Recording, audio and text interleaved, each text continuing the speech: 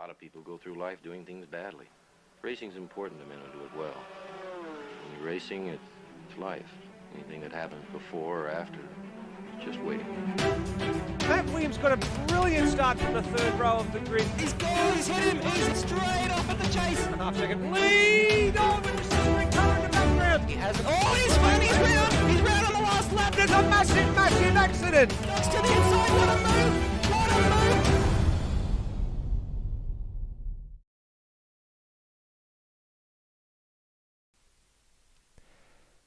Good evening, everybody. Welcome to round number 11 of the Super 2 Summer Series for 2020/2021. Geez, it's hard to imagine that we've actually spread across 2 years for a single series. Bit different this time. It's normally Lewis Wedding and the Loose Sim Network that brings you the coverage of Super 2.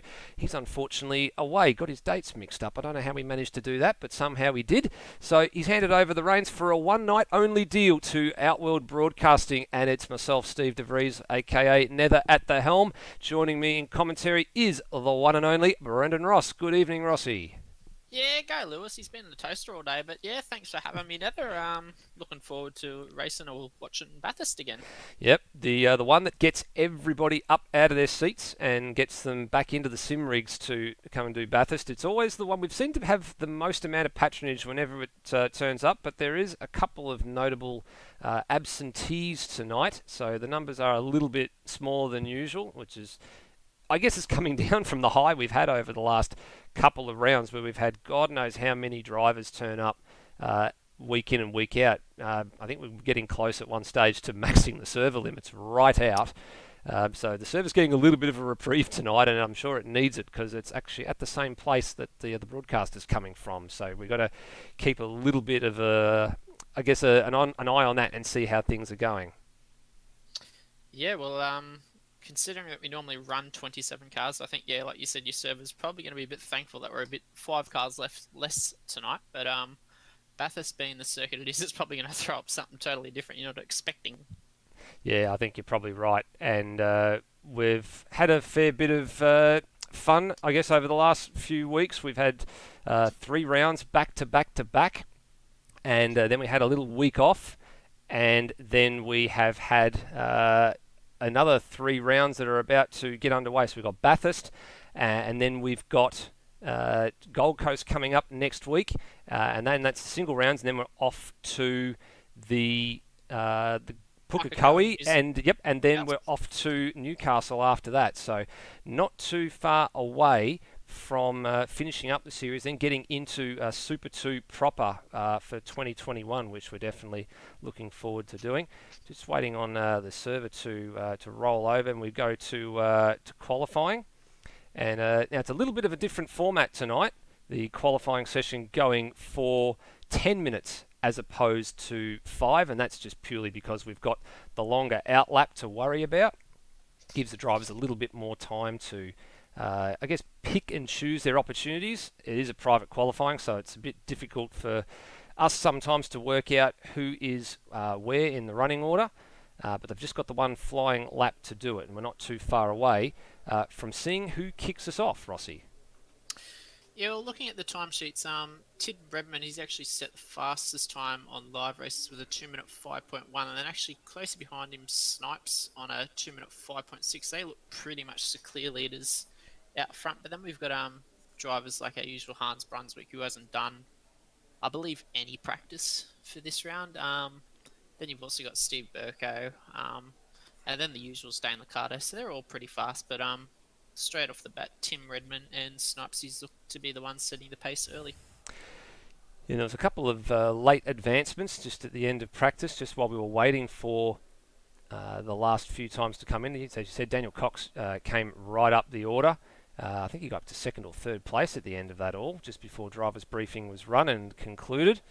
And now we're just sitting here waiting for everybody to get ready to go. 10-minute session. You can see at the top of your left-hand corner of the screen there. And I've actually just noticed something a little bit weird. There was somebody floating down the pit lane on the opposite camera. On the opposite machine we have here. We've only just got the one camera. It looks like Termo is the man who's gone to the end of the lane first. Now, of course, it's private qualifying, so there he is. And he's been the one that's always seems to be going out first in every session. He's always the one that goes out first. It's pretty much him, Walshy. I think Burko's normally up there, and Brap. They're always straight out of the bat. And I'm just looking on the live timing. Of course, you've got live timing at amsoz.liveraces.com. And the live timing for Bathurst is up. You can actually see on track where all the drivers are. So as much as you can see, there's only one car on your screen at the moment. The car that is actually out on track first ahead of the pack. It was Termo sitting at the top of the lane, but because it's private qualifying, Brian Walsh has actually gone past him. So Brian Walsh going to have the honour, I believe, at this stage of setting the first lap. There he is. The Mega Bulk Fuels car number 56. Now, if it was a period correct round, as Lewis Wedding's been doing for the last couple of rounds, it would have all the period correct liveries on there that was run at this particular race meeting. There was a number of liveries. I think back in the day there was the white and black Bottolo livery, retro livery that was put up on that car, and the two Shell V-Power cars basically stayed the same. There wasn't really much change there. They haven't changed for 3 years. They haven't, yeah, exactly. They haven't changed for 3 years. Everybody looks at the new Mustang when it comes out and thinks that, it's a different Mustang. No, it's not. Guys, yeah, black splitter, mate. Yeah, black splitter, that's it. Let's just be frank. No, it's not. But there was a number of retro liveries and special liveries for this round back in 2017. It's a 2017 skin pack, so unfortunately we don't have that. So we are stuck with just the default set. And a few of the eagle-eyed viewers will realise that this is the same edition of the track we ran for the AMS Oz Bathurst 500 last year. There's still all the ad boards out there. The Milwaukee sponsors, CRE Electrical, Matt Harvey Repair and Tune, DriveX, all of those sponsors that came and helped us run a very, very successful event. Still going to pay you some homage this year, guys. Thank you very much. And still closely supporting the group now as we go in a different direction this year. So we'd like to thank those guys too. Yeah, they certainly are, and a couple of new ones to come on board. Now, Steve Burko's actually gone past Brian Walsh, so he's actually out on track first, and he's really just basically pressing on with it. There he is. He's on his way up Mountain Straight now. And let's go on board from the roof cam. Let's just see how he tackles this 6.23 kilometre circuit. He's already round Hell Corner. Very deep on the brakes all the way at the 100 metre board. Some drivers will go a little bit early there, Rossi, and some drivers will try and push the limits as much as they can. On a light fuel load, feel free to push. Yeah, it's one of those corners where if you don't get it tucked in with the apron of the corner, you just go out wide. You're stuck in the marbles and it just costs you bucket loads of time. And now the run up the hill, up through under the tree. There a little. Yep, a little bit there. 51.5 to the first sector. Now through Metal Grate, up and over the very famous spot where Greg Nangle went up on two wheels 2 years ago.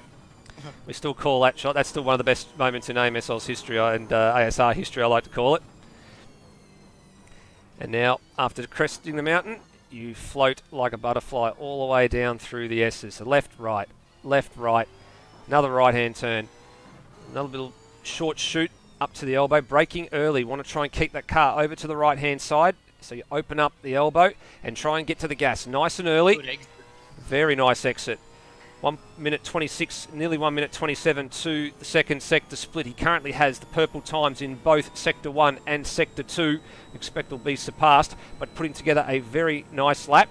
And this is the moment where you use all that little bit of road on the left there that's been deliberately laid down so you can get through the right-hander at the chase. Not a lot of curb, but he did use it. Some drivers will elect not to use it. Very, very curb happy, going curb to curb, side to side. And now, this is the tricky one, on the rev limiter, fourth gear, and then back to second for the run to the line. And his opening shot across the bows is a 6.7. Not bad at all. That's his fastest lap he's done in any of the practice he's done. He's just jumped up right to fourth in the overall, but he was a little bit conservative coming down the hill, but he made up for it in that third sector by being really nice through the chase and braking pretty deep. He sure did. Next man to come and set a time is going to be Ujit Mishra. And a little bit wiggly going through the chase, but he's pulled it up. Little puff of smoke on the apex. That's not going to bother him too much. The man I'm looking at the moment and set the purple sector 1 is NZ Snipes. He's not that far behind Ujit Mishra. We're going to go back and have a look and see what he's up to in a minute because he might be about to go top of the pops. And Mishra goes into a 7.9, so that's a nice time for him. And here is the man we were just talking about, NZ Snipes. He was purple in Sector 1 with a 51.4. Peter Thrower's gone purple in the middle at a 35.2, which is only 2/10 quicker than NZ Snipes.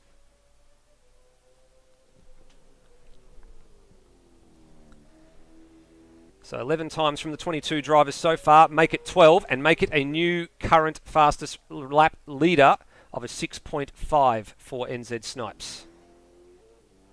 He was 1/10 faster in the first sector. Like you said, he pretty much evened Burko in the middle sector and was a little, like just a touch faster in the third sector too. So very close between the two.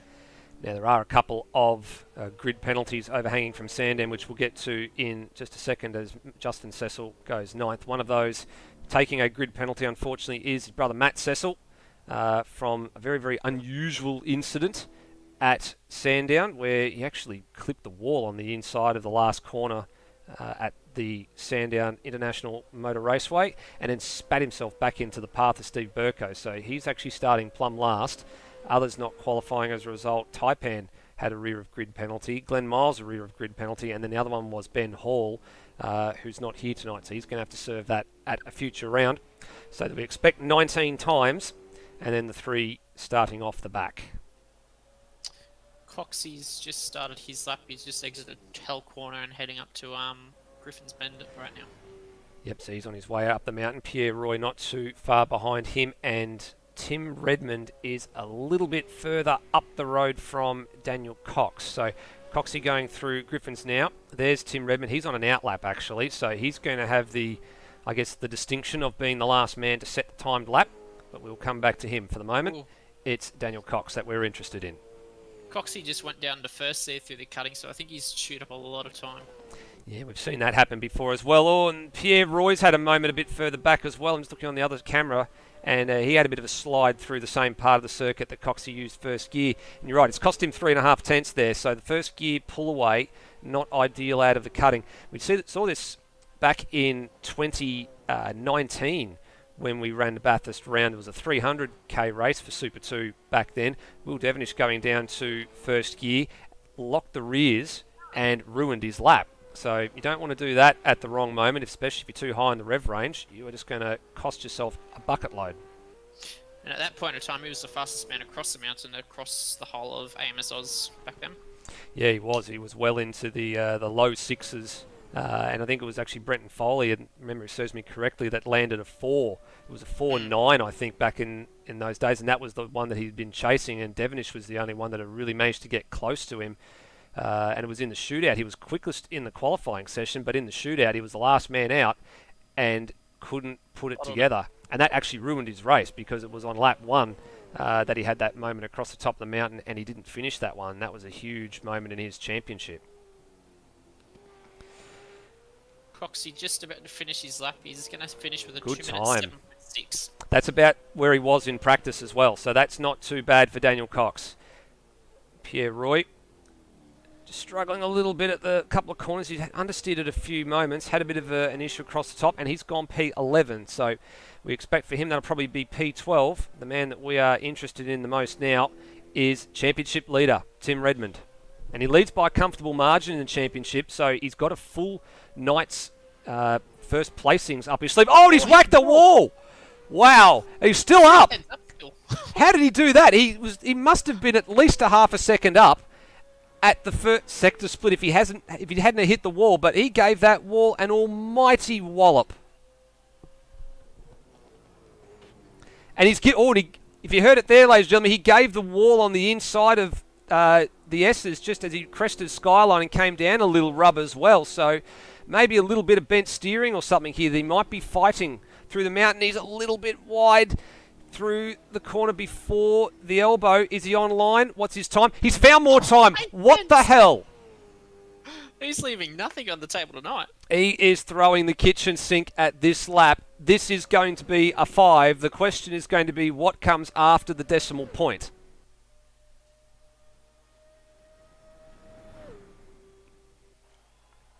Oh. 150 40. Oh! The car looked like it was going to nose around and do something silly for a minute there. And thankfully, he has managed to keep it pointing the right direction. Also noticing that Hans Brunswick hasn't set a lap as well. So maybe a couple of other issues for Brunswick. And there you go. It was an 8 after the decimal point. So he lost a 10th after all of that. Wow. That is a massive talking point after all of that. How on earth did he manage to hold it together over the top of the mountain after giving that wall coming under the WEC Endurance Chat sign an almighty whack? Regarding Hans, he did mention earlier when I was talking to him that he was going to not set a lap in qualifying. Okay. Strategic reasons I'm not sure of, but he just said he's not going to qualify. All right, well, that answers that question for us then. He's going to be starting at the rear of the grid. So what we're going to do in the next couple of moments, we're going to just see the session's going to tick over to the warm-up and give the drivers 10 minutes to have a bit of a look at getting themselves ready for the race. What we are going to do, Rossi, is we'll have a little bit of a look at what the driver standings and the team standings are coming into tonight. So we go to the driver standings first. Now, you haven't seen these because I haven't handed them to you because I've been a bit slack. So you might have to have a bit of a look at this on the live stream. So Tim Redmond, 342 points clear at the top of the the point standings after 10 rounds out of 14. And as we said, that is more than a full night's work. So even if he didn't finish tonight's race, he was still going to be well and truly in front in the point standings. Limich P2, the lead Nissan. And then you have got NZ Snipes, who is fairly consistent, I must say, and probably one of the most complete seasons from him we've seen put together. He's his second Supercars season, or Super 2 season rather, and he just keeps getting better and better as he goes along. Scott Stancliffe, a notable absentee tonight, and he has got a couple of race wins and about another half a dozen podiums to his name this season. And he is one of about half a dozen drivers to 8 drivers that have managed to feature on the podium this year. And you've got the first of the Fords in Cox and Turmo, not separated by much there, just 60 points. Hans Brunswick with a couple of rounds that he has missed. He missed the Barbagallo round, and he's also got a couple of wins to his name. There in 7th. Taipan, Peter Thrower, Ujit Mishra round out the top 10. And there's a couple of very hotly contested places there. You can see Mishra and Matt Cecil, who had a couple of shockers in the last round at Sandown 2 weeks ago. They are only 3 points adrift of each other. Over the page we go, and we've got the places 13th through 24th there. A couple of guys again close together. Freakish and Cheese, a couple of Kiwis close together there.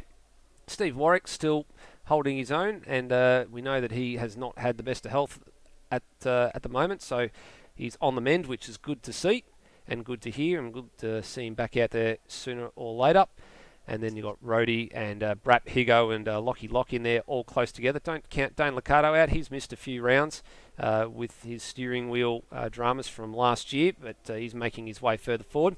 And young Braxton Stancliffe is in there as well, having only competed in, what have we got here? We had them all up. 1, 2, 3, 4, 5 rounds all up out of the 10 so far. So not a bad haul of points for your first 5 rounds. And then the last of the guys on the next page, the guys that have not managed to finish most of the races but have still plodded along and got a few points here and there. 32 drivers on the list in all. There is actually 34, but the last 2 drivers on the standings in Kai Jones and Avenger Ben have only done 1 or 2 races each, and they have not scored any points, so that's why they're not on the list. Team standings, different kettle of fish after 10 rounds. Matt White Motorsport still on top. Lewis remarked that Triple Eight Race Engineering were coming, and they were coming in a big hurry, and they've gone from, they were 243 points in arrears of Matt White Motorsport last time before Sandown. Now they're 246, so they're actually going the wrong way. ProDrive is the lead Ford team, and they're now actually throwing down quite the threat to the Triple Eight Race Engineering stable. So the ProDrive stable, if we look down here, is actually Daniel Cox and Taipan, who are firmly entrenched inside the top 10. Nissan Motorsport and Walkinshaw Racing round out the 5, and you can see the balance of the teams that have scored over 1,000 points there on your screen. And again, we go over the page, and the only other team yet to break the 1,000 point barrier is the Kelly Racing team.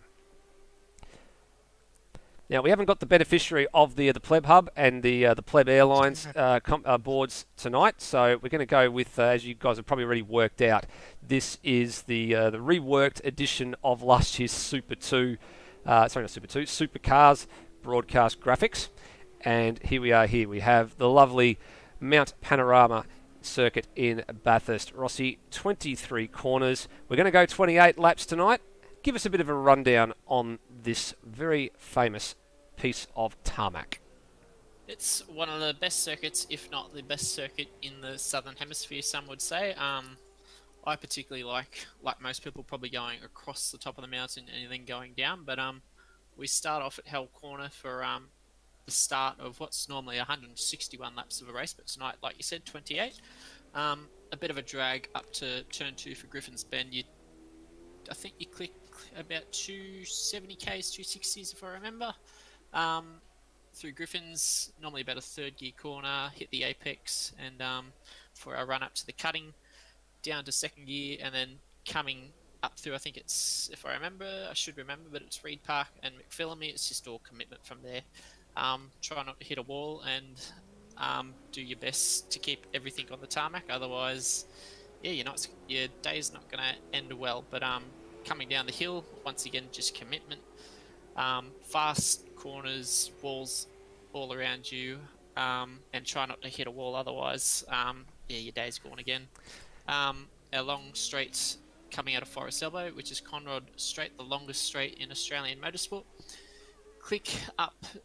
Supercars reckon it's an average of 300 kilometres, but we haven't seen that for quite some years, if not any years at all. But the most I've seen is around 292 coming down the chase, and then that's one hell of a corner where you've got max commitment.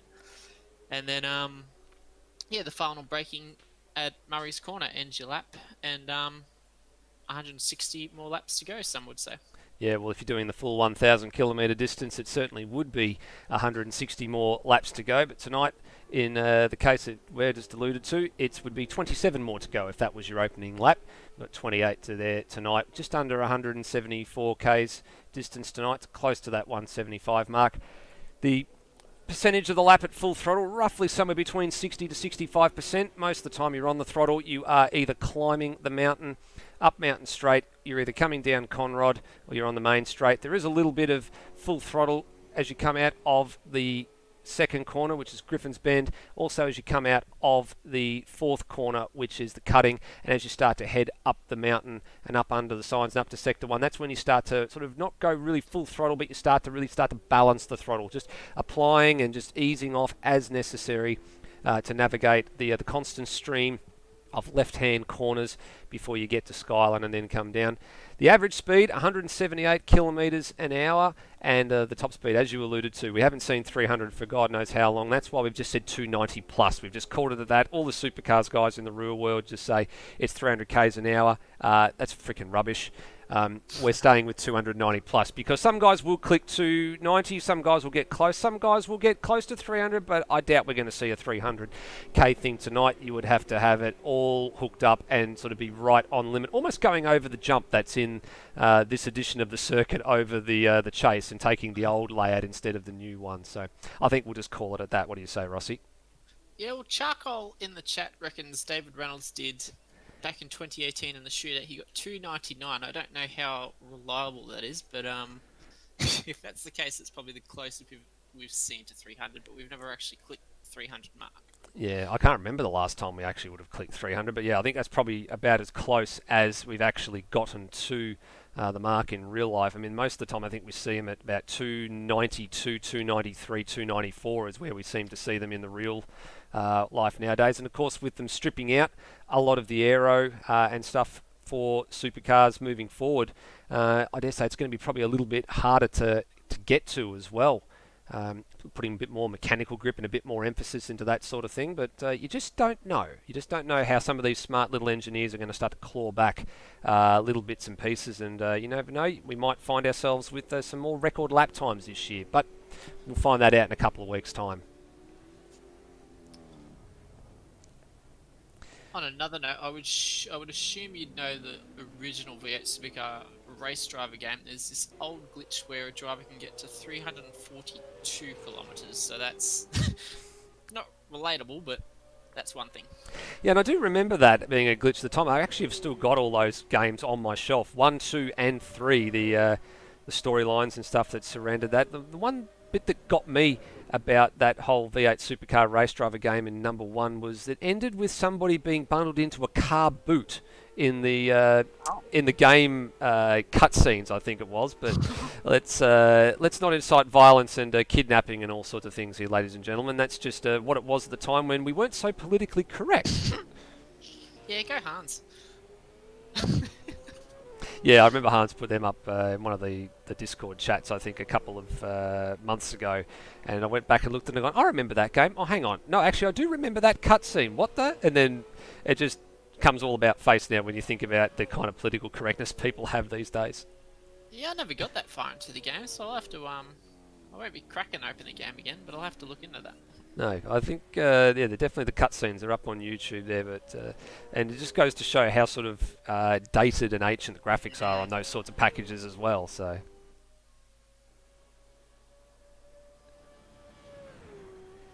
Still 30 odd seconds. Higo's actually lighting up in the pit lanes. He's Yep. getting some mad doughies going. Yeah, and Matt Cecil's just given him a little bit of a hurry up. Actually, there it is there. You can see just on the stream as we look at Peter Thrower's car. There they are. They're, the two cars are, I don't know, are they mating? Can a Commodore and a Falcon mate? I don't know. Oh, Dane Liccardo's decided to take the jump, and that's gone horribly wrong. Oh, you may as well get it out of your system now, Dane. That's all I'm going to say. Yeah, but if you're going to do it on the last lap. Yeah, agree. If you're going to do it on the last lap. Get over and done with. And the time has just expired now. So now who's on a lap? I was looking to see. There's a couple of drivers that are just doing a few laps. I think Taipan's the last one who's on a proper timed lap. And Justin Cecil, yeah, he's finished, and everyone else. So just Taipan, the last man to set a lap time. Now, is he backed out of this, or is he... No, he's still going.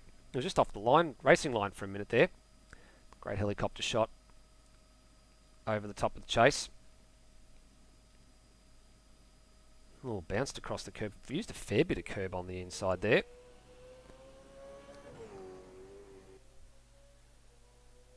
Now, the interesting part here will be what the fuel burn figures are and the tyre wear. It's a low deg circuit, but the fuel will be what everybody needs to keep an eye out for over the course of the 28 laps that lie ahead of us.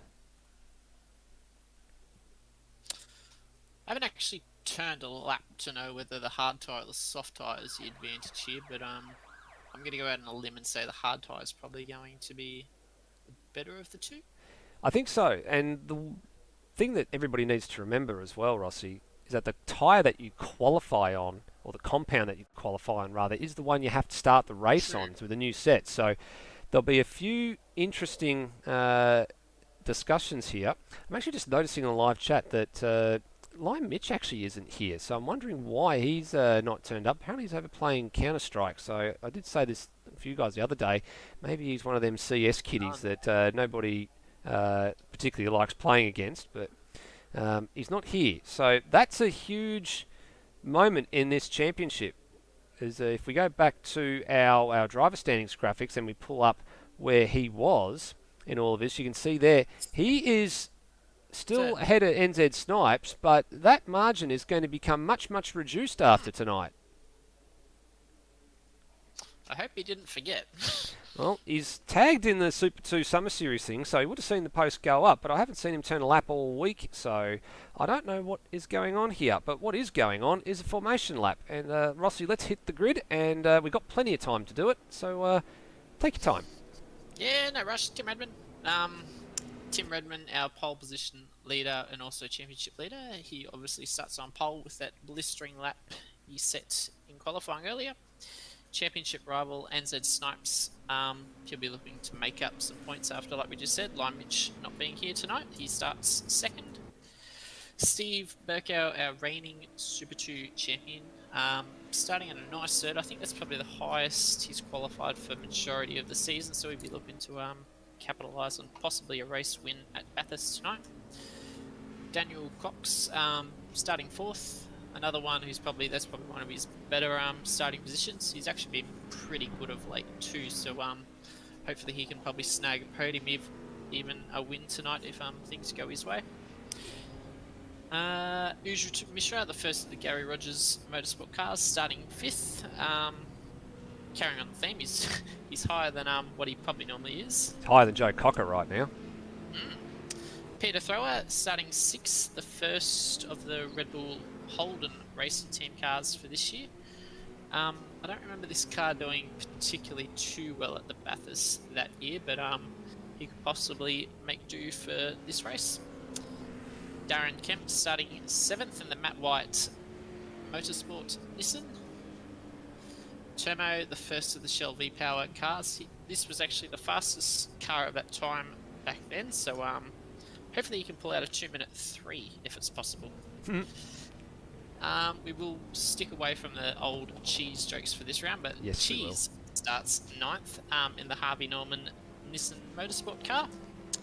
Dane Liccardo starts 10th, rounding out the top 10 in his ProDrive Racing Australia wildcard card. Justin Cecil, he's actually starting from the pits, or he's missed the starts in the Erebus car. So, actually, is that a penalty? No, that's not a penalty. He was legitimately qualified there, so I think he's missed the start. I'll carry on. Nathan Higginson in the Triple Eight Commodore. This was another one of the cars that didn't have a very good race that year. He actually had a broken gear shaft, if I remember. Pierre Roy starting 13th in the Walkinshaw racing car. Rody in the Lucas Dumbrella Motorsport car starts 14th. Freakish in the first of the Brad Jones cars, he's in 15th. Lachlan Locke, the 2017 Bathurst 1000 winning car. I don't think that car... Oh no, it started on the front row of the grid that year, so he's probably not doing it too much justice, but he starts 16th. Brap is in 17th. Brian Walsh in the Brytech car, he's 18th. Hans Brunswick, the first of the guys that did not qualify, he's starting 19th. Taipan is 20th in the Monster Energy car. Glenn Miles, 21st. Matt Cecil, 22nd. And that rounds out our grid for tonight. Yeah, the last three guys that you went through there, Matt Cecil, Glenn Miles and Taipan, the three men that had the penalties over their head from the last round. Hans Brunswick, by choice, deciding he wanted to start at the back of the grid. And yeah, as you said, Justin Cecil is the one that I'm sort of really interested in here. And I believe he's still in the pit box. Is he? No, he's coming down the lane. So just grab our camera and we'll pan to the left. And actually, no, we won't pan to the left because he's just gone to the end of pit lane. But he's going to be some margin behind. 22 V8 supercars around Bathurst for 28 laps. Let's get going. Good launch, Tim Redmond. Probably one of the better launches he's had because he did butcher the start last time at Sandown. He leads comfortably here. NZ Snipes comfortable second. Coxie moves up to third. A little bit of a poor start for Steve Burko. And then they're all filing out 2 by 2 alongside them. There's a little bit of jockeying for position going on though. And there's already a car off at the first corner, and that's Glenn Miles.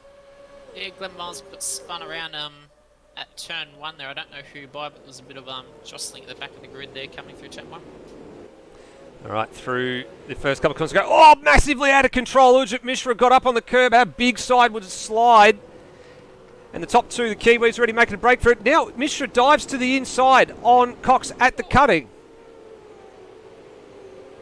No way through.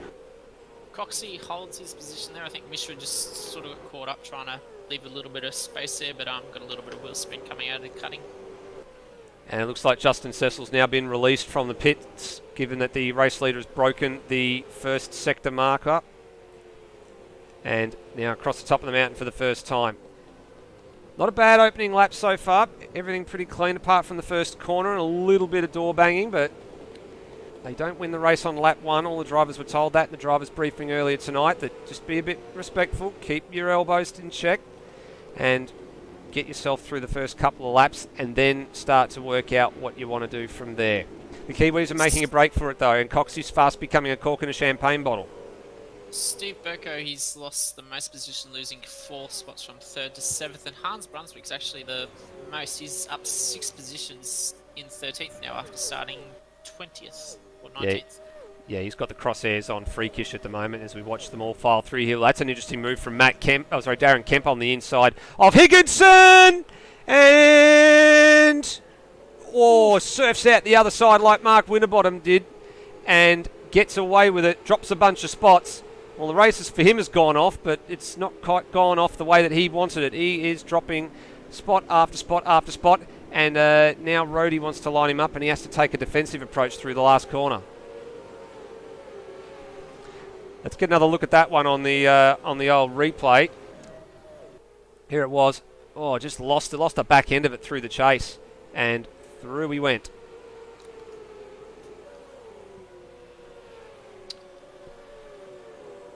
Tim Redmond's got a nice little lead at the front again now. He's pulled it just to 1.3 seconds, and then Enzo Snipes got a little bit bigger gap back to Coxey with 1.4 seconds. So the front two, like you said earlier, they're just starting to pull away early, but Coxey is still in this. He's not that far, but if he can sort of get a couple of little tenths back, he might be able to hold on to these guys.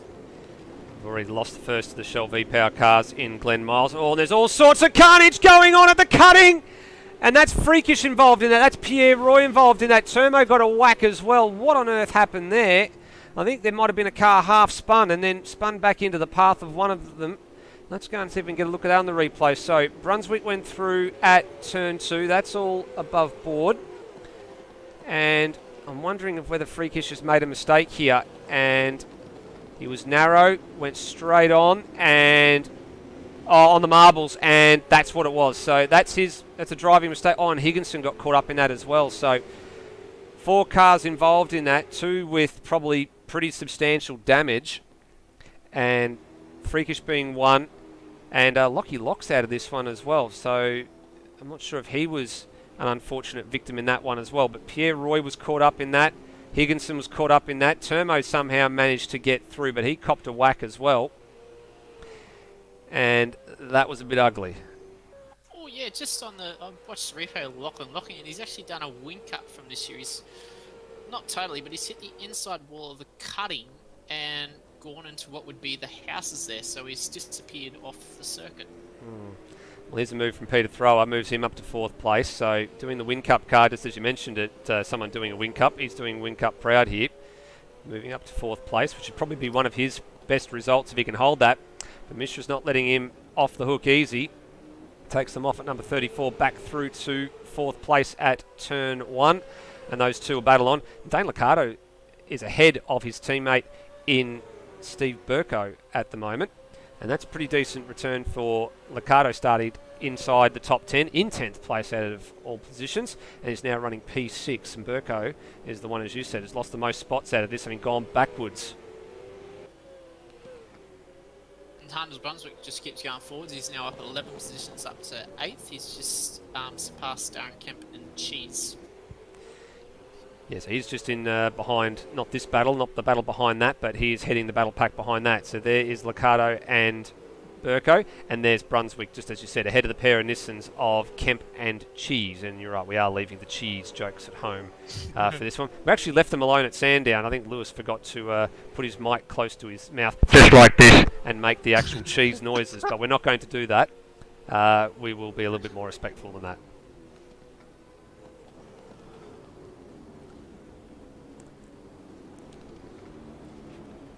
Alright, so settling into a groove here. The fastest lap at the moment, no surprise, after the first flying laps are done. Tim Redmond's 207.6 is what the current benchmark is, and he's actually going faster on this lap at the moment. And, oh, there's a bit of a... did I see something going on there? No, that was just me. Forgive my ignorance. Tim Redmond, here he comes down to the chase, and going the Scott McLaughlin approach, no curb at the inside of turn 21, as it's affectionately known, but it's actually known as the chase. and he set a purple first and a purple second sector, and he's about to probably set the quickest lap of the race, and he does at a 2:06.765. About a seconds away from his qualifying time, so that's actually not too bad on race trim. Now the question will be, what did he actually set his qualifying lap on? Was it the hards or was it the softs? I reckon a few people will have gone the soft avenue and probably not realised that they need to probably consider maybe using the hard tyres, but of course fuel will be the limiting factor. We're going to have to work out at what point they can actually stop, because it is a 2 times tyres and a 2 times fuel. It's a little bit different compared to the shorter distance races where we have the 4 races a night across the 2 rounds. They end up with the 4 times tyres and the 4 times fuel, all to force the pit stops and spice up the action just a little bit. And Tim Redmond is pretty much checking out here. Great shot through metal grate, in one side and out the other. It's a bit of a feisty little battle in 14th, 15th and 16th. Taipan rode in Higginson. They swapped positions. They were the other way around coming into Griffins, but now they're the other way heading up the straight. Yep, here they are. So it said Taipan, who started one of the last cars on the grid, has already found 7 spots. So that's a nice little mover for him. Get back up to 13th. Keep those points flowing for ProDrive.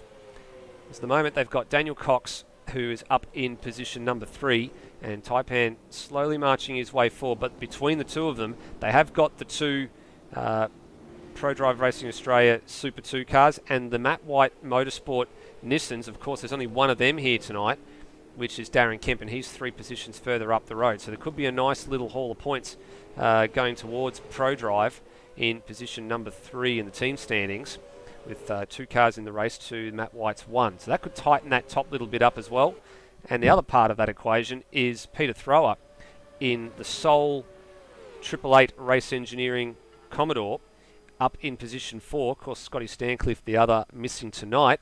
And that's another normally 2-car team that has got one of their 2 cars missing, and Higginson had a bit of a sneaky look there at the chase and made a little bit of contact, and I think he's decided, well, I probably got caught on the broadcast for that, so I'll give that spot back, and I'll have another dive here at turn 23, and no, there's no room at the end that time either. Yeah, I don't think this battle between them is going to end too pretty if they go like this, but I think they'll be around each other for majority of the race, so that'll be one to just look back on every now and then, I think. Now, what's Taipan's times compared to the cars in front of him? So up the road he's got Matt Cecil, Termo and Darren Kemp, and at the moment Taipan's last time around was a 2:10.8 compared to a 10.2, a 9.7 and a 9.8 from the cars in front. So maybe there is a tyre strategy or a fuel strategy coming into play for Taipan. Maybe he's done his homework and he's gone that harder tyre and trying to see how long he can make it last, because his lap times are about 0.6 of a lap slower. But then, of course, you've got to think about what your pits are and what your pit lane transit time will be, which is the same for everybody else, but it's all about how much time you spend stationary. And going off the sector times, 52.8, 53.2 ahead of him for Matt Cecil, and comparable sector times to Termo and Kemp, so maybe it is flattening out a little bit here at the midpoint probably of this stint.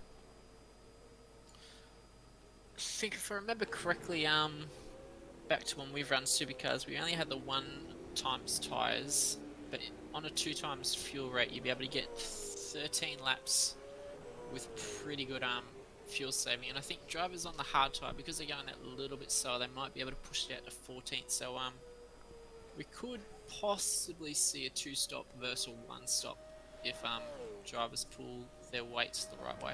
Yeah, and some guys like Tim Redmond out in front, they'll probably will have worked out that there's no point trying to conserve fuel. You might be better off just to take the pain and just do a fuel-only stop and keep a set of hard tyres on and then just go from there. Some guys will try and get to that half-distance mark. Of course, Rossi, the one thing that they need to factor in here too is they would have had to save an awful amount of fuel on the out lap. So that's the one bit of the equation that we don't know. You do use a fair bit of fuel on the opening lap as it is anyway, having to get from a standing start up to speed, you don't really have much wiggle room to try and save fuel from that point of view. You've got to try and save it over the remaining 10 laps or 12 laps of your stint to make it to lap 14. Third retirement, Brap has called a day after 3 laps gone, so we missed that one on the cast. Oh, and Cecil's giving the wall a rub on the outside at Griffins. He got a little bit out of control through turn 2. And the next battle up the road that we're starting to probably have a bit of more of a look to is how Hans Brunswick's making his progress, because he's latched onto the back. Oh, he's latched onto the back of Burko, and he's gone. What happened to Burko? Did Burko have a bit of a moment there? I think he maybe did he whack a wall or something here? So he was in behind throw up, and yeah, he's made a massive mistake here somewhere. Coming up the hill, and oh, bit of a sideways moment, got in the marbles, and gave the wall a rub. So that's what Burko's done. And Liccardo went through, and Brunswick went through as well. Burko just decided to sidestep the argument. Hopefully young Dano might think a little bit wisely here. If Hans is going to pass him, which ultimately I think he will, Dano doesn't put up too much of a fight and probably latches onto the back of him. It might drop off towards the end, but if he can just make up a couple of little more seconds, he might be able to get onto the back. I think it's Peter Thrower ahead of him, and then possibly Mishra for a top 4 finish. Yeah, correct. Oh, Bushwood's hit Coxie. Oh yeah, he's had a bit of a moment. It's at the final corner, so that's now they're going to have to be careful here. They've got cars and traffic they need to contend with. So Coxie's got going again. Ujit Mishra, what on earth happened there? And is he out of this one? No, let's have a look at that on the replay. So this was the next lot of cars that you were talking about. The Liccardo, Burko and Brunswick trio trying to close in on them here. Oh, what's happened here? Is that just a mistake under brakes? Oh yeah, that's a big mistake under brakes. That might have actually killed the engine for Ujit Mishra, I think, there. We'll soon find out. But that's a huge mistake coming into the final corner, and has. So that's Mishra out of commission.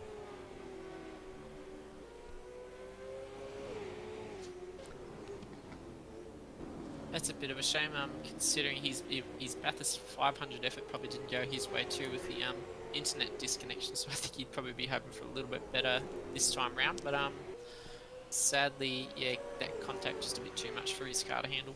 Oh, and Brunswick's rounded up Dane Liccardo on the outside here. Liccardo on 2 wheels at metal grade as well. For a brief moment, it wasn't an angle, but the left-hand side tyres were firmly off the deck through that part of the course. And Brunswick pulled a sweet move around the outside there to hold position, and eventually Dane made him earn it, made him fight for it, but that was a hell of a pass from Brunswick around the outside at what's the most trickiest part of the circuit, going through those constant left-handers that just keep coming at you, and somehow they were cooperated and they got round about 3 or 4 of those corners side by side before the gig was up for Liccardo.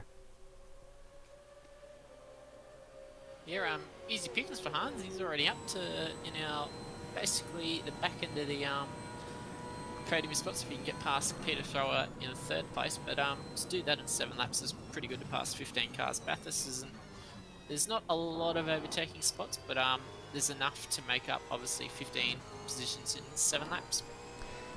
There's the view from Cheese. Oh, what was that? Burko coming in for a stop. And I just saw there was a jink to the right with Liccardo, so I don't know what happened there. Let's actually have a look at that on the broadcast replay. We saw it from Cheese's onboard. So I don't know whether Liccardo was thinking about coming in for a stop and realised that Burko was there, or maybe there's a miscommunication between the teammates. Remember, the 2 of them are teammates. Here's what we'll do. Oh, yeah. I reckon Liccardo was trying to go for the pits there, realised Burko was going in. Maybe a little bit of inter-team miscommunication there, I think. Yeah, that's a weird one. It almost looked like it's a very exaggerated moving under the brakes 100 metres before you brake, but yeah, that must be the case where they were both going in and Dan was the one that had to pull out. Yeah, I looked at the 2 cars coming into the pit lane, trying to get into the pit lane there, and through my mind I've just gone, that looks a bit unbalanced in more ways than one. And it was, because there was 2 cars trying to occupy the same bit of racetrack, and only one could have it.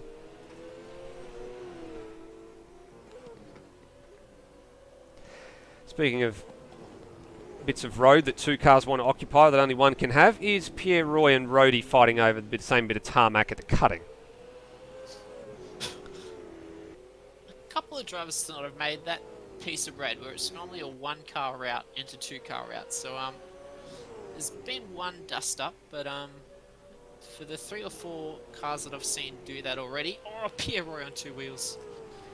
Yeah, for the 3 or 4 cars to do that and not cause damage either way, that's pretty good. Yeah, and of course Pierre Roy's still sporting that damage from the contact with Freakish. Now there's a yellow flag here, and it's Freakish again. I think, and it's Higginson. So there's been a drama for Higginson somewhere there. Now, did Freakish and Higginson get together coming into the dipper? Let's find out. He's going to fight that on here, Higginson. We go to the old replay. Sorry, we don't have the replay transition graphic here, guys. And I think, no, Higginson's done this all on his own. Bit out of control, lit it up, did a pirouette, and tried to do the J-turn. And he's actually kept it out of the walls there. So he's done pretty well to keep it out of the walls, but he dropped 3 spots. Oh, and he's still unstable coming down through the chase as well. And Pierre Roy's gone off, I think, because he didn't know what was going on ahead of him with the Higginson mobile. And Pierre Roy probably pulling the smart option here and thinking it's probably time to come in and get some pits done. And he's got a puncture. Pierre Roy's got a right front puncture. You can see there the wheel's locking up. So he's had contact somewhere along the line with another car, and probably the smart option to get in actually happening at the time that it's happening to get in and get service. So he's in. We've got Freakish is in as well. And I think they are the only ones so far that have taken service. Everybody else is still going. There goes Justin Cecil. So he's still on the... Darren Kemp did just leave the pit lane too. Okay, so he's just on track ahead of Justin Cecil here, I would imagine. Then you've got... and Cheese has stopped as well. So Cheese has stopped. Burko has stopped. And so it's about 4 or 5 cars that have taken service early in the race. So that makes it a 2-stop race for them.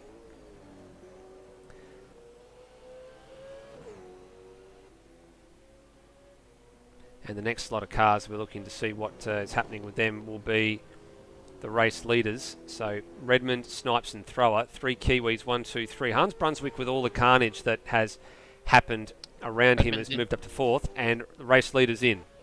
So this is a confirmed 2-stop for the race leader. Snipes will make it 2. Yep. And Thrower's going to make it a hat-trick here. So all the Kiwis coming in for pit stop sequences. Yep, and Thrower's in. So that means a 9-lap stint here. They can make another 9-lap stint will get them to 18. And then they'll be able to get home from there. Brunswick going through. Liccardo going through. Cox going through. And Cox, I don't think, had much of a choice. Wonder if that's the tyre strategy. This will be the tyre strategy unfolding for us. Liccardo's looking racy, giving a bit of a move to Hansi down at turn 1. And a little bit of contact. That's a little bit tight, I think, there at turn 1. I think Liccardo was fairly enough up the inside. Hans went for the apex. Probably didn't realise he was there. A little bit of side-to-side contact. A little bit cheeky, but Liccardo looking racy on this strategy. Yeah, he was a little bit further behind Hans before, so he's made up a little bit of time. Either that or Hans made a mistake, but yeah, young Dane's doing pretty good to stay with Hans here. A couple of drivers still going through. Rhodey and Higginson both going through. Long stop for Peter Thrower. Actually, Darren Kemp, I think, is the one you said you called early for a pit stop. I think that might have been Cheese you were referring to, because Kemp's just come into the lane again. Oh, no, he was definitely the pits. I saw him leave. Okay, well, that's interesting, because he's come in again. He's forgotten to take tyres then. Termo, Taipan, Matt Cecil all in. Kemp in for a second time.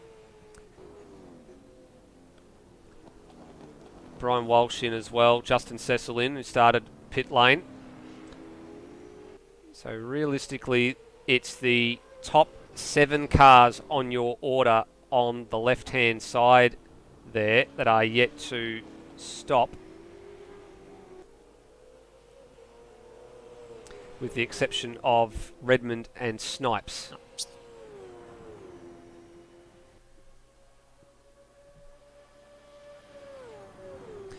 Getting some word coming through about the very unusual Ujit Mishra incident that we saw a couple of laps ago. Game freezing when he went for the brakes. Well, that explains why the braking looked normal for him as he was coming into that corner, and then the car suddenly lurched forward. And Daniel Cox comes in. Liccardo and Brunswick go around again. Okay, so this is the next key piece of the puzzle we need to keep an eye out for here. How far can these two get on this strategy? If they can push this out to lap 13, they can make it probably on that stop. Yeah, the next part will be, can they fuel save to get home on the smell of an oily rag and make it a fuel mileage race? Now, I know Liccardo was looking pretty racy on the last lap when he had a go at Hans, but this is probably the smart thing to do here, is just to sit in behind, just sit off him for about a half a second or so. Just maintain that gap and just maintain your rhythm. Get your braking right, get your accelerating right, just nicely move the car along, keep the momentum going. Not like that. Got out in the marbles, made a little mistake there. Just needs to be a bit sensible and basically just mimic what Hans does. So if Hans boxes, you box. If he stays out, you stay out. If you're on the same tyre and you're on the same sort of strategy, that's what you got to do.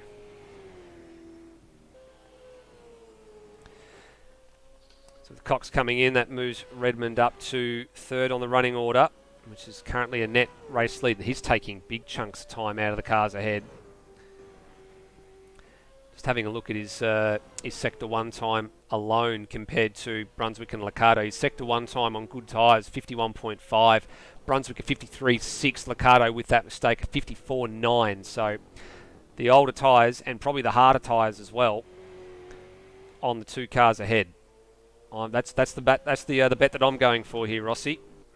Yeah, well, Hans, his fastest time is a 2-minute 8.1, and he can go a lot faster than that on a 2-minute 6, I would think, on soft tyres. So I think we definitely are seeing the tyre disparity here. Be interesting to see if Hans comes in now.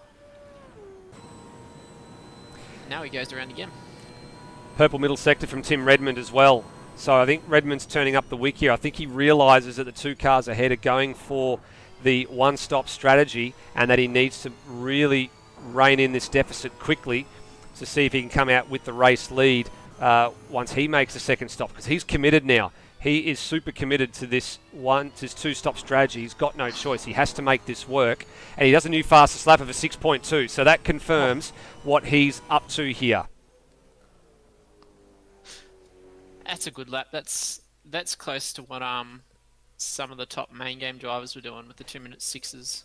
And he's moving up to main game this year as well after Summer Series is over. We expect big things from him. Scotty Stancliffe, NZ Snipes, they're all moving up into Supercars, which starts in a couple of weeks, actually. It starts about 5 weeks from now.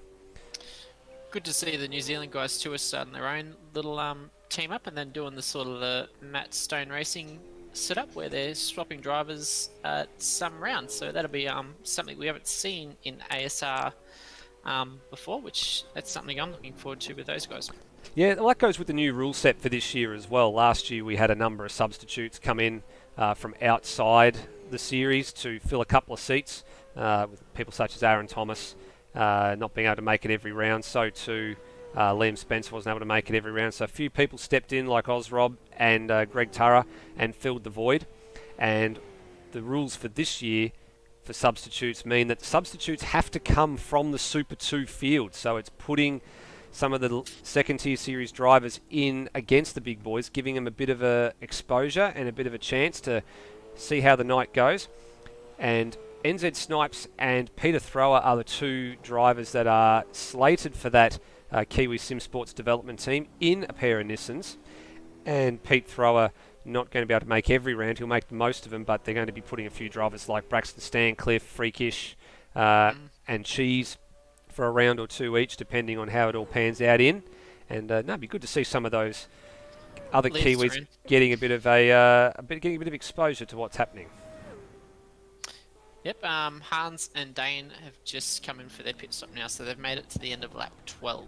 All right, so this now becomes a question about can they actually fuel save in this second stint, because they've got the outlap done, they've got 12 laps completed, and they've now got another 14 to go. So they're going to have to fuel save, and have to fuel save pretty hard. Tim Redmond's just passed them as they stopped, so I think that means...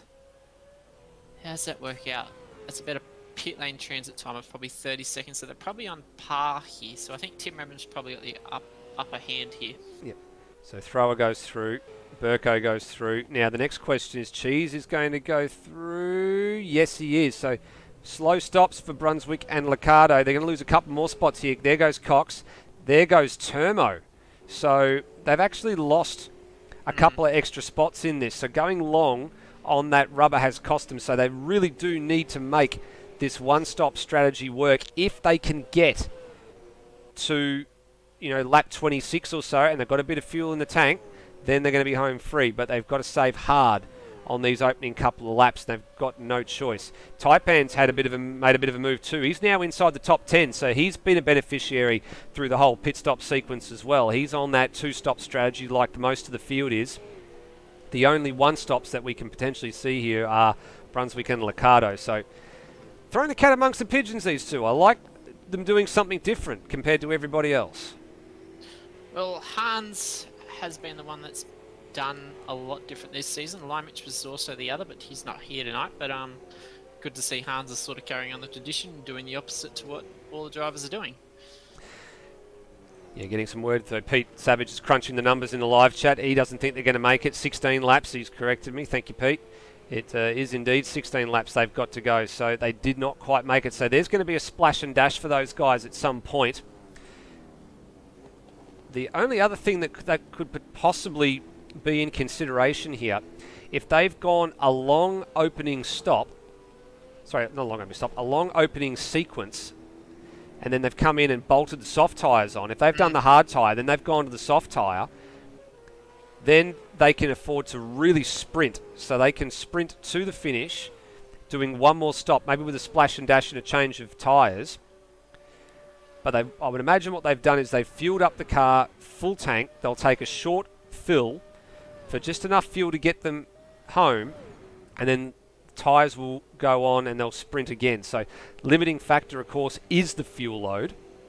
Tyres don't take too much time at all. So there could be a little bit of a pit stop time saving if they have to come in for a second stop.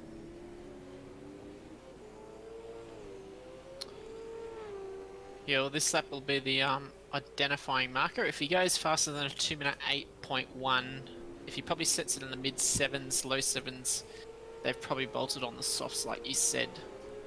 We'll get a bit of a look at that. Let's have a look at our live timing, amsoz.liveraces.com.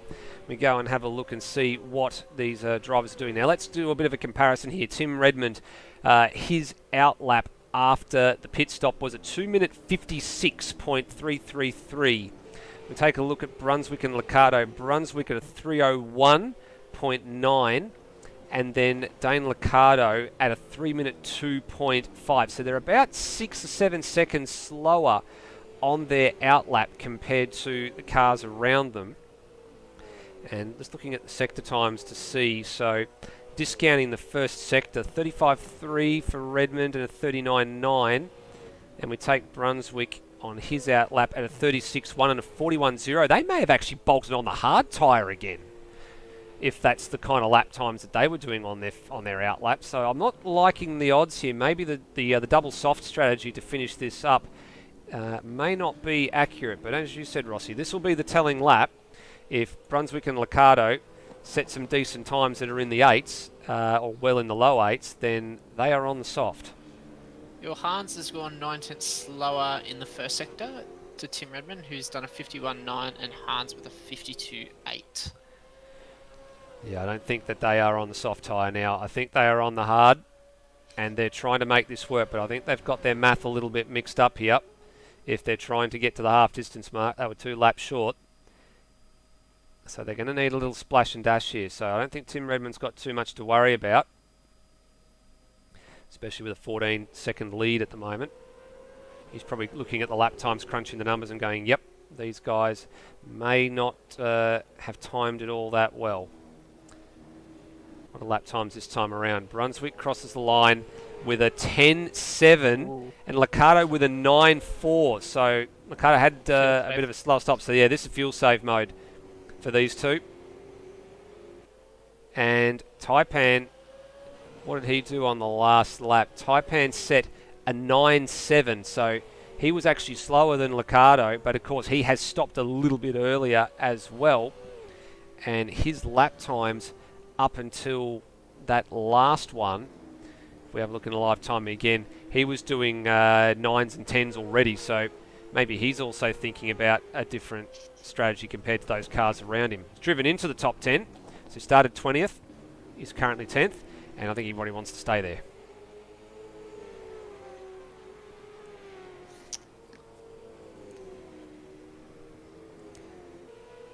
We go back to the battle for 3rd and 4th place. So Burko in 4th, trying to hunt down Peter Thrower in the 88. The last lap around for those guys, Burko was a full second quicker. 2:08.7 to a 2:07.7. This time around, Thrower's actually responded.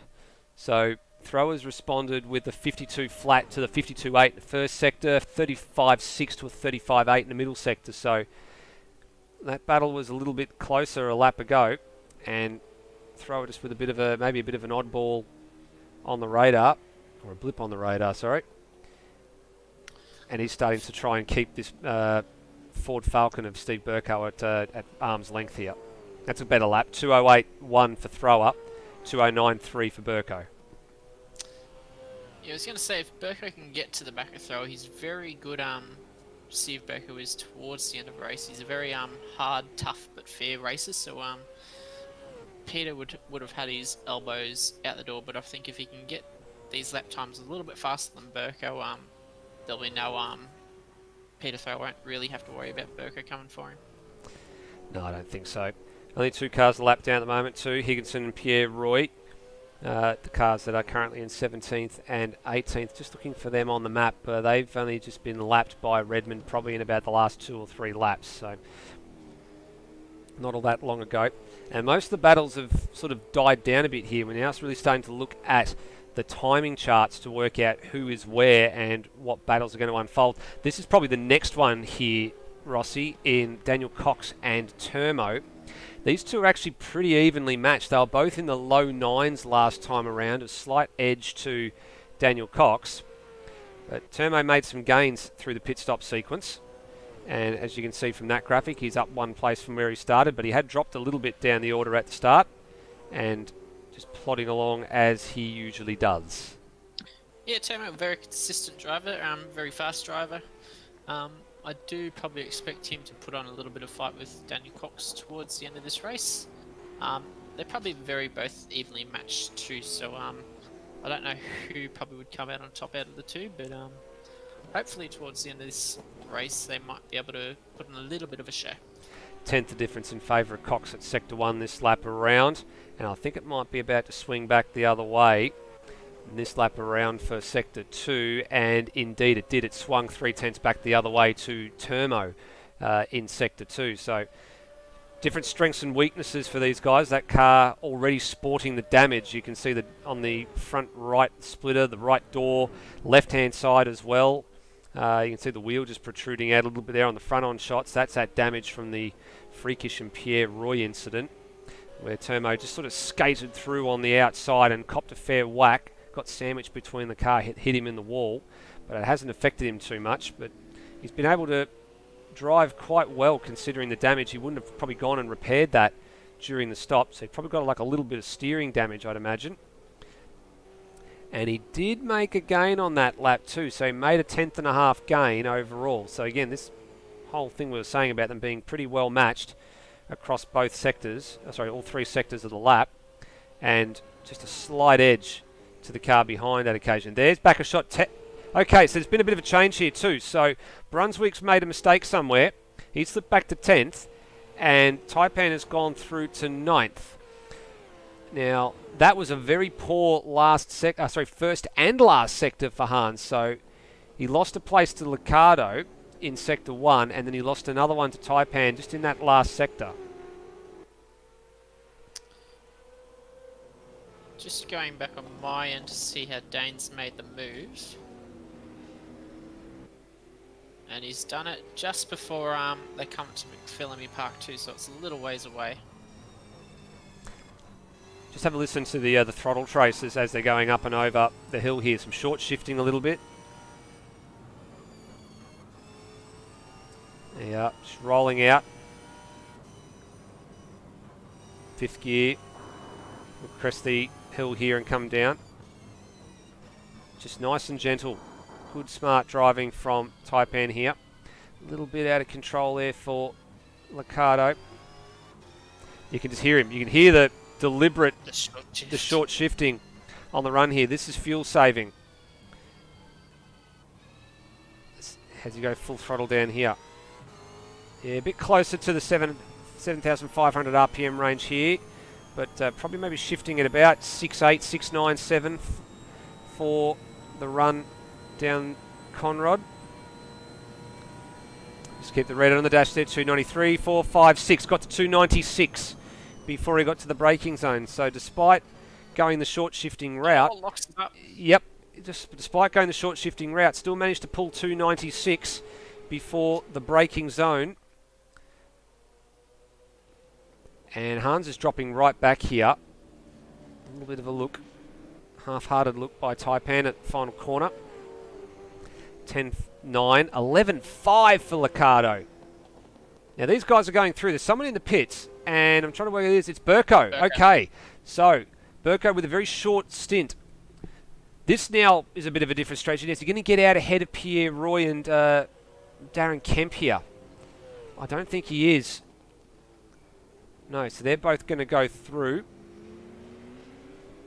And Pierre Roy's a lap down anyway. And that's the view from Burko's cockpit. That's the Pierre Roy car. And then ahead of him is Darren Kemp.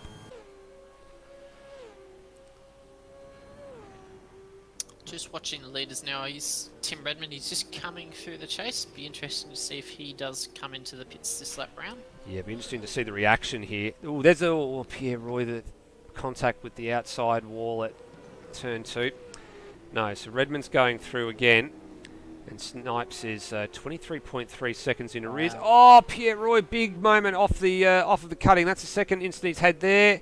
And there's a yellow flag in that sector. I'm not surprised. And he's going to have to be very careful here. Flick spin the car. That's it. Job well done. Made sure it was safe. And off he goes. Next car coming around the corner is Freakish. There he is. So he's got going there. Now, I'm not sure if he's got a puncture. He's got some damage. He's a lap down. So he's got to be careful here. Got to keep up to speed, though. This is the problem. This is a high average speed part of the circuit. And that's well done. Smart driving there, lets him through. I wonder that car's probably got an awful amount of damage on board. We'll go on board and have a look at the wheel work.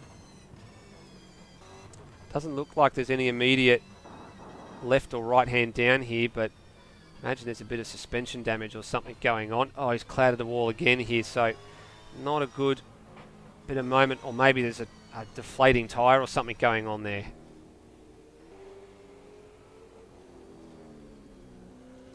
Probably try and limp this back to the pits, I think.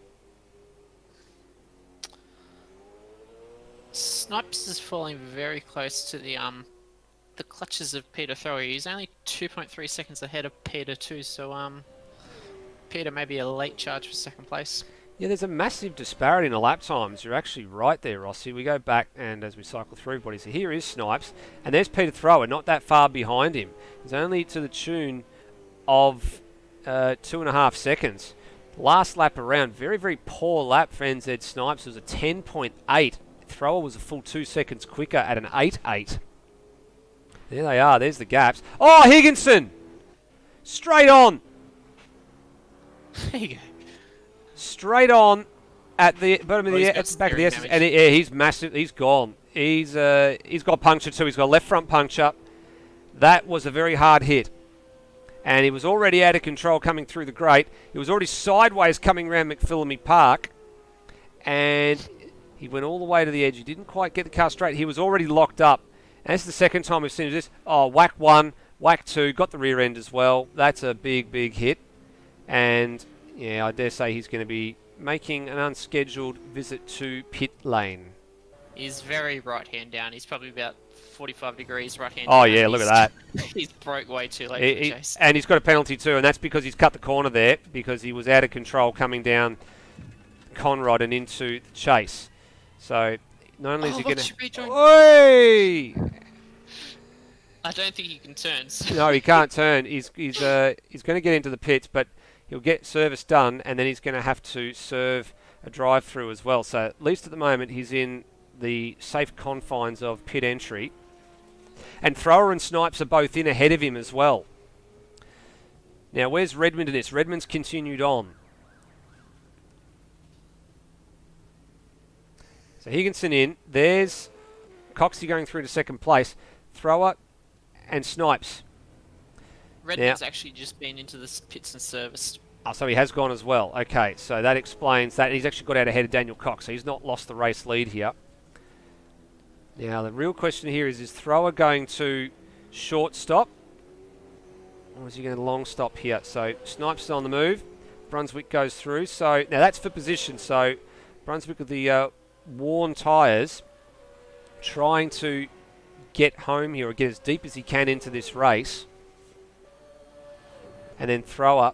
I think Thrower's lost a bit of ground here, Rossi. Yeah. We only just said he was about 2 seconds behind, and now he's 3.56 seconds, or 4 seconds now. So yeah, he's lost a little bit of time. So, Burko, I think what Burko did by going early and putting the pressure on Peter Thrower to maybe stop also got NZ Snipes thinking that maybe he needed to cover off that as well. So it became a reaction thing for Peter Thrower. As soon as Snipes was in, he was in. Higginson with another penalty. So for him, I think that would have been speeding on the pit lane. I think, has he just exited the lane? Yes, he has. So he's not only been done for the corner cutting, he's now got one for speeding on pit road. And I mean, there'll be back-to-back penalties anyway, so he'll be able to serve them concurrently. He's just going to have to do a tour as he comes through. Now, he is the last car in circulation. Pierre Roy has called it a day after his damage. So he's not going to lose any spots. Sorry, I did mention on the outset of this that the 888 car didn't have a very good Bathurst 1000 back in 2017. Higo's just living up to it now in the Super 2 Series. Yeah, so he's living up to it in the 888, whereas the 88's doing him proud at the moment. So that margin there, you can see, Thrower to Snipes is just under 5 seconds. It was half that when they came in for the pit stops. Now, Brunswick has probably held up Snipes a little bit here, and Brunswick pits. And what about Liccardo? Liccardo goes through. So this is from 5th place. Now, just looking where he is in the lane, so 6th going around at the moment is Thrower. He has stopped. Burko will be next across the line in 7th. He has stopped. Cheese has stopped. So too has Termo. Taipan is on an outlap, so he has actually come in and stopped as well. So the next question is, where does Brunswick feed into all of this? Looking at current numbers, he's on the move now. He's 9th. And 10th place man Taipan is just at the final corner now. So this will be a little bit close. Remember, Brunswick had fallen behind Taipan in the running order. And he's going to get out ahead of him here. So that's a good bit of driving thing. Higginson with another penalty. And he's gone around. So he's had another corner cut. Or something somewhere. What's he done? I'm having a look here on the other side just to see what he did. Did he make a mockery of the final corner? Yeah, he was all 4 wheels wrong side of the final corner on the inside. So that's, again, unusual in more ways than one. It's not exactly difficult to do. It's not exactly easy to do either. I think Dane Licata, he's going to be committed to this one-stop strategy. He's going to try his best to hold off Snipes for as long as he can. Then he's got a little bit of a buffer back to Peter Thrower in 4th. So Dane might be hoping at best, probably 4th, maybe 5th. Redmond just showing off now, fastest lap of 5.5. So party time for Walkinshaw driver. But if I was Dane Licata here, I wouldn't fight this for too long. I would just let NZ Snipes have the position. I wouldn't argue the point because you just start burning time. It gets you out of your rhythm as well. You did give him the room there. And he's now stopping. So he's going to go he'll go to the softs here. And he'll just bolt on the softs and he will just sprint to the end. So a little bit of fuel, a little bit of ingenuity in the lane, get the soft tyres on. And he was ahead of that Brunswick Taipan battle. So where he feeds in will be interesting. There goes his teammate Burko. 6th place man Cheese will become 5th place man Cheese. There it goes. Updates on your left-hand side. And then Cox and Termo will go through. So 7th and 8th place men become the 6th and 7th place men. And then it's where he feeds out relative to Brunswick. He's on the move here. This will be close. You had to see him on the pit straight. There he is. I think Brunswick is just going to have it here. Yes, he is. So there he goes. Very close to Taipan. Yeah, be close to Taipan. So yeah, he's just got to stay left here, Licata. Just make sure he gets sight of Taipan before moving on to the racing line. That's well done. And now these guys are going to be full beans to the end here. So Taipan stopped a couple of laps ago. Licata is going to have the fresher rubber here. And just going to start blazing along. But he's got to get them up to temperature quite quickly because Taipan's got a head of steam here. And 9th place for Licata could be under threat.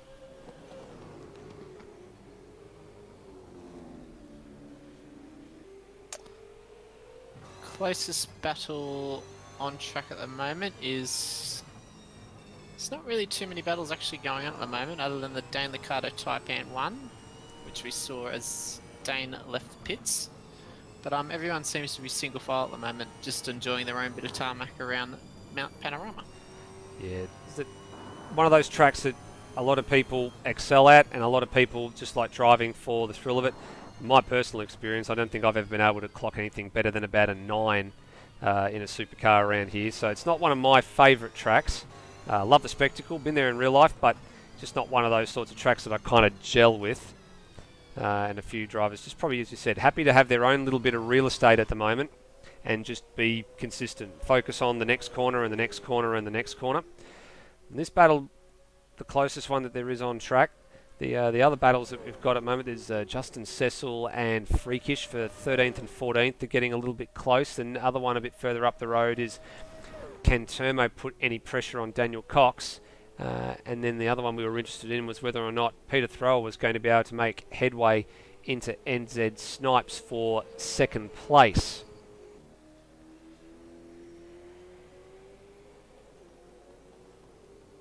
Freakish just ran wide at the top of Skyline, just into the sand. He actually hits the wall coming down to the Estes, so he might have a little bit of steering damage. And Taipan just had a bit of a moment off the final corner as well. It's just given Licata a little bit of breathing room here. And a little bit too committed at Hell Corner as well. So he's dumped a couple of tenths of a second. There's Taipan. And that might be his last roll of the dice. I think he's got 6 laps to go. Still got time to find, but he's given up about 4 times the deficit that he had, that he saw himself with in the space for about 20 seconds there. So he's going to have to pull it out to try and get that back, especially with the worn rubber on at the moment. Go up the order. Now, the other one that we kept remarking about was this battle. So Daniel Cox has just started to pull margin here on Termo. Last lap around, he was 3 seconds a lap quicker than Termo. So that answers that question. I think Coxie may have decided to bolt the softs on and just punch out some laps. So the 7.8 is a lap definitely reminiscent of soft tyres. Termo's last lap was a 10.0. He did have a bit of a scruffy first sector, and he's had another sort of a not very good first sector as well. That margin's ballooning out now, so that's almost 6th and 7th places done.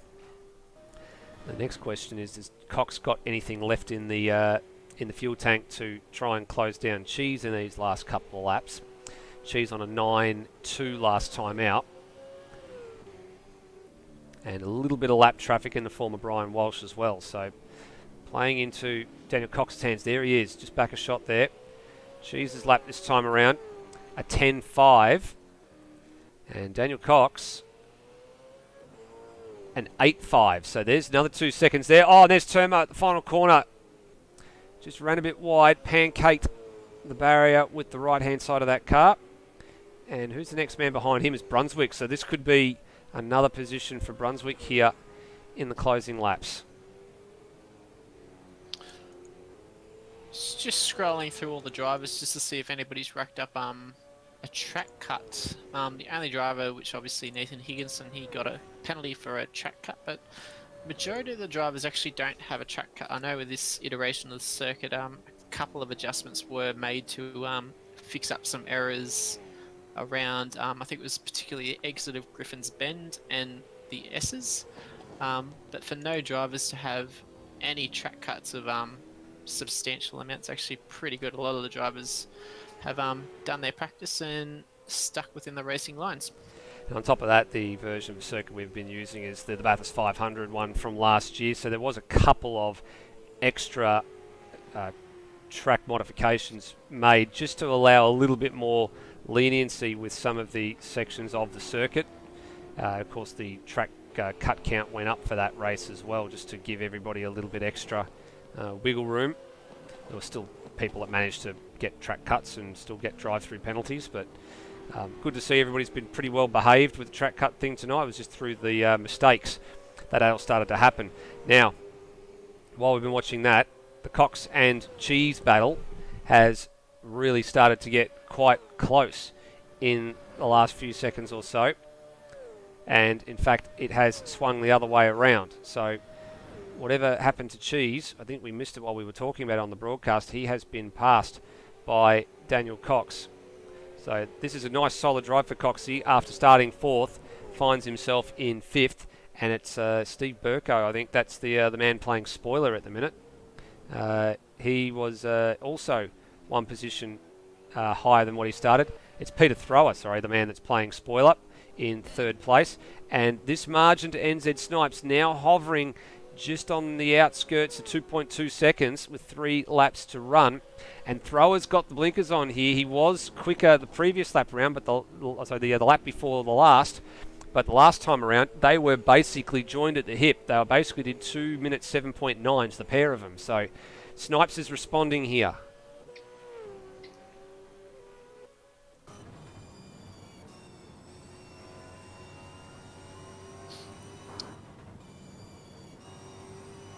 Yes, Snipes said his fastest lap only a couple of laps ago with a 2 minute 5.5. He's been close to that for a couple of laps now, but yes, setting his fastest times at the right end of the race. Yeah, keeping the rubber in good nick for the last couple of laps, which he needs, but Thrower's pretty close here. So this is the one we're going to be interested in. Will these podium positions, or the 2nd and 3rd positions on the podium, change in the next couple of minutes? Down to 1.5 seconds now. So Thrower found a nice little chunk of time across the top of the mountain. Nice little chunk of change, as the Americans would call it. He found 0.7 of a second. Sorry, I actually called that wrong. It must have You're looking at Redmond. Oh, no, it wasn't Redmond. It must have been one of the back markers. I was clicked on him, but it was the wrong number. But yeah, I got my words all totally mixed up here. NZ Snipes is actually falling back, not actually gaining time. No, so this will be the one that is the telltale sign here. So 3 laps to go. Race leader comfortably ahead here. He's actually just rounding Griffin's Bend. Who's that he's just rounded up? I think that might be Justin Cecil, who's just gone a lap down. An 8 flat for Thrower versus Snipes' 8.3. So a little bit of a response from the Nissan Motorsport driver. That lap, he lost 0.7 across the top, gained it back through the last sector, minimised the damage. What else we got elsewhere? The other one is Termo and Brunswick, which we were alluding to was probably going to get pretty close, and here it is. So Oh, Brunswick. Did Hans Brunswick register a lap time that time around? I'm not sure if he did. No, he didn't. So he got a track cut in final sector. I'm probably taking a bit of his liberties now. He's probably got track cuts saved up in the bank, so yeah, be able to just use them up where he can now. Yeah, a little bit of leeway there as well. Keep in mind too, you only get 3 of them, and in the 4th one, you will do a 2 or a drive-through. So he's only used the 1, which is pretty good. And Brian Walsh a little bit out of control. Brunswick right out to the fence. Maximum attack through turn 2. And Termo's going to have to defend. He's going to have to really put this car in all the right spots at every step of the way if he wants to hang on to 7th place. That being said, 9th place behind them in the form of Taipan is at least 10 seconds or so down the road. So it's not a huge problem if Termo loses 1 spot. He's pretty safe from the car behind. It wasn't safe from the car then, it was all sorts of sideways. Yeah, it definitely was. Or locking on the left side, locking on the right side. The worn rubber for Termo, I think, is probably starting to come into its own here and starting to show signs where another lock up sent him wide as well, so he's offline for the elbow. Brunswick just a little bit of a nick on the inside, gets a good exit down to 6.5 tenths of a second, and he got a much better exit. What's he going to clock coming down the mountain? Well, we can't see the dash because this is a different wheel in this car. But you can see him getting closer, closer, rolled out. So you could hear him ease off the throttle going into the kink before braking for the chase. And he's right there now, every step of the way. He's following in the wheel tracks. Where's this move going to come? Thinks about the outside, thinks about the inside. Not this time. Yellow flag's out, so he couldn't pull the move. What was the yellow flag for? Can't see at the moment. Was it a car ahead? No, maybe a car in the pit lane or something as well. I don't think Cheese just left the pit lane, but... No, it might have been the lap didn't traffic. be anything around him. Right, here we go. Now, I think Brunswick's going to try and set this one up for turn 2. If he can get a good exit, then he's going to try and set up for 2. Yeah, he's got it. So he's got the run, got the slipstream, and now he's right firmly alongside, and easy pass. Termo lets him have it, and probably some pretty sensible driving there. And Brunswick celebrates with a little slide through Griffins. Of course he does. Somebody's got to do it. Brenton Foley's not here, so... And he goes, every time he puts it sideways, he goes in the fence, so...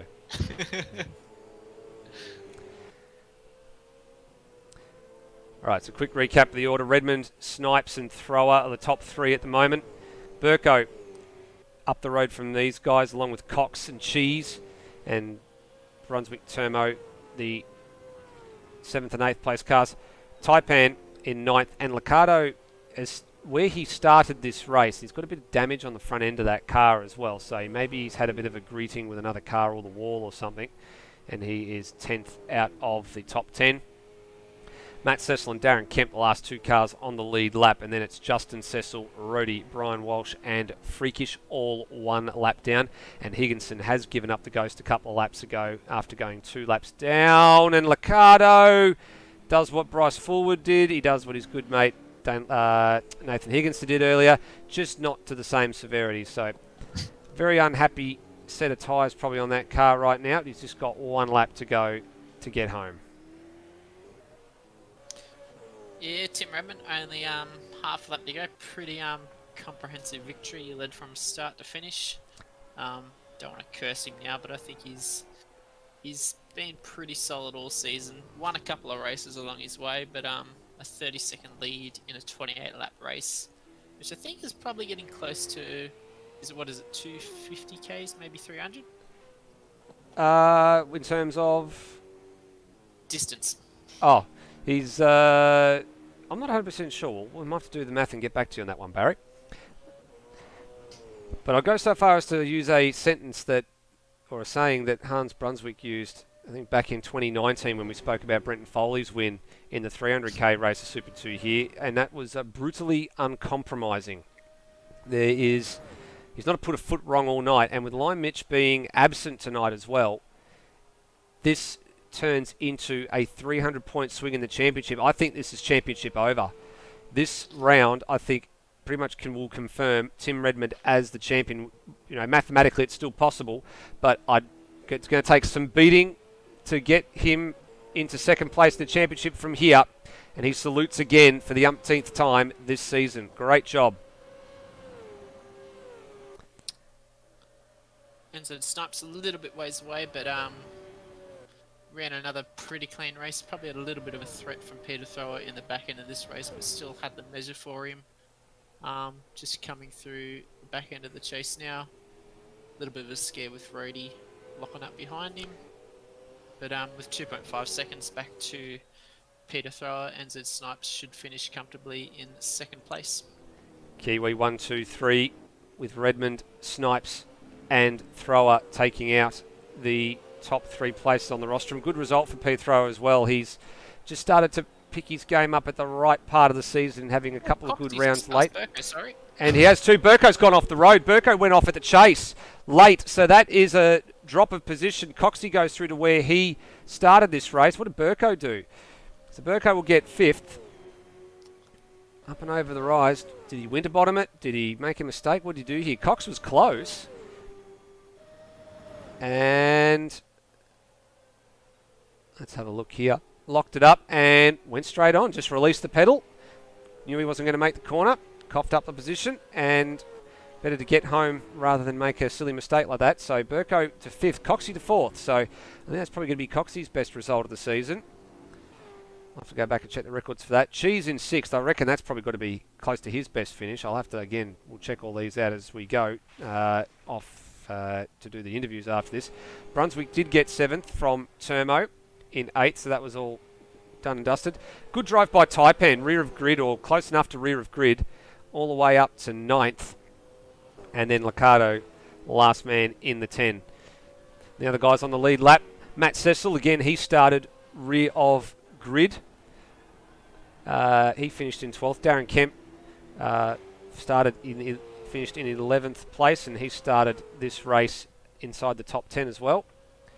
And then first the cars on the lead lap, one lap down was Justin Cecil, and then Rhodey and Brian Walsh were the other 2 men that got home in that one. Retirees, you can see him on your bottom corner there. Freakish was a late retiree, but he did do enough laps to be classified, so he will be credited with 16th place. Higginson, we're going to have to double check the 75% distance rule. He completed 23 out of 28. So doing the math, actually doing rough math in my head now, 75% is 21 laps. So he will get classified for 75% as well. He'll get credited with 17th. The guys that won't get classified are Pierre Roy, who did 16, Ujit Mishra, who did 5, Brap 3, Lockie Lock 1, and Glenn Miles was out after 2 sectors. Yeah, probably not the Bathurst that Glenn was hoping for. Not a lot of drivers like finishing Bathurst so early. I think you can sort of cop one on the chin if you miss out probably 10 laps into the race, but to not even make it to turn 2, Mark Scaife style. Yeah, Glenn's probably not going to be too happy. No, and I think look, the hard part for Glenn too is he was buried in the field, having the penalty from Sandown that he had to serve as well. So he was already at the back of the field. Probably got caught up in whatever the incident was that was unfolding ahead of him. Went straight across the road and just into the gravel trap, and sort of his race sort of just unfolded from there. It wasn't going to go according to plan. What we might do here, Ross, is we pause for a little moment.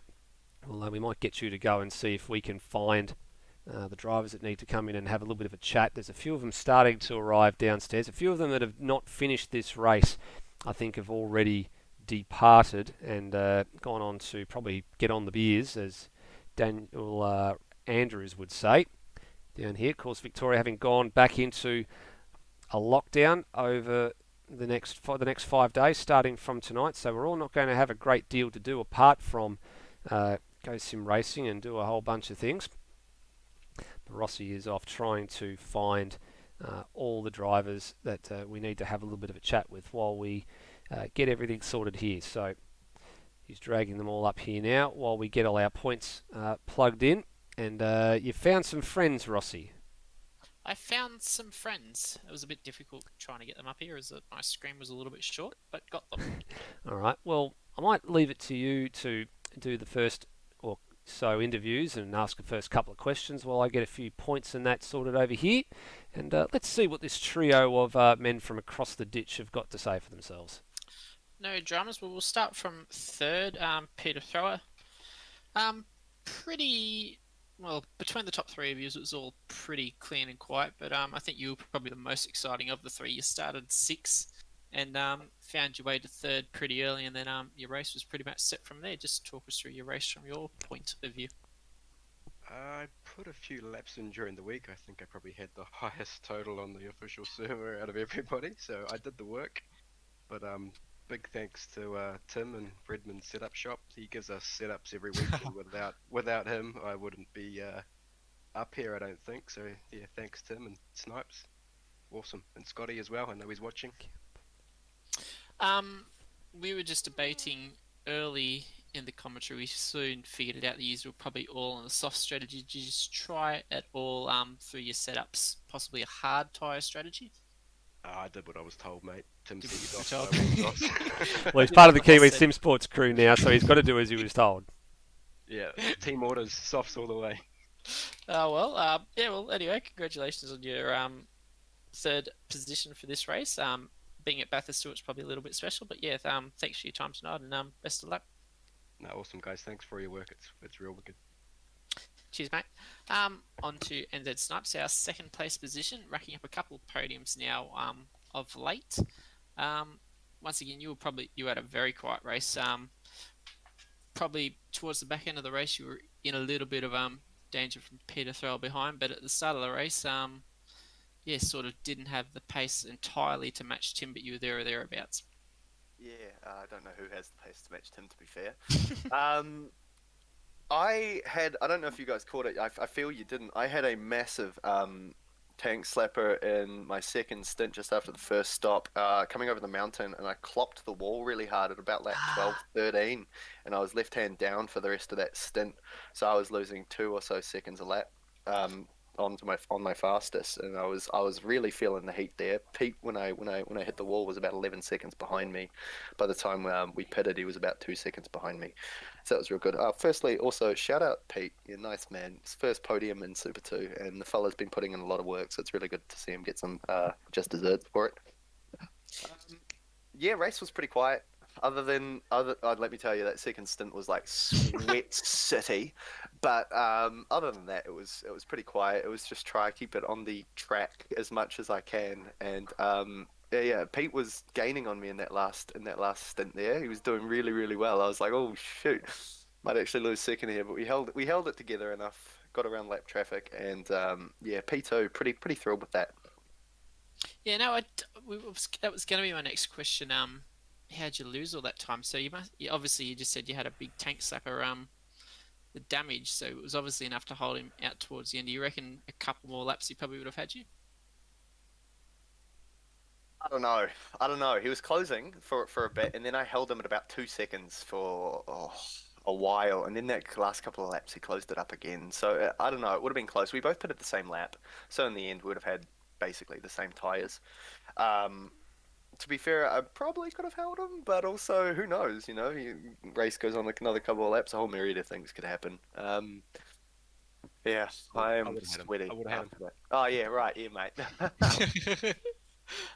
And just probably finally, championship-wise, Lime Mitch not being here tonight, I think you've definitely jumped up into P2 in the championship tonight too, so probably something to look forward to finishing off the season, holding on to P2 in the championship. Well, I mean, there's on the assumption that it has happened, I'm not foolish to think my work is done. Lime is one hell of a racer, so I'm low-key a little bit sad he didn't make it tonight. But I hope it'd be nice to keep P2. That would be a really surprise result for the season. But we've got a few races to go, so hopefully we can string some together and keep these podiums going. No, well, thanks for your time, mate, and we definitely do look forward to that.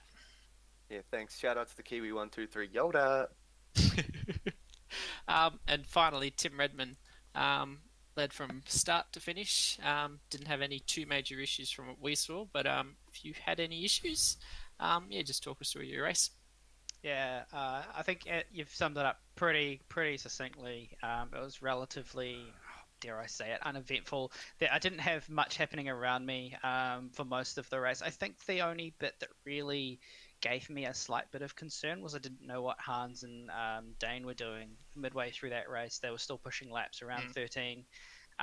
So I wasn't really sure how to treat that. So I decided to just put the foot down a little bit more, just to close the gap on them a little bit, and try to eliminate any potential single stop or any other sort of risky strategies that might have had me. But I think ultimately we were on the right strategy to begin with anyway. The two stopper just seemed to be the most comfortable, and I don't know if you saw, but I was really comfortable out there pushing some lap times as well. So all in all, a good night, I think.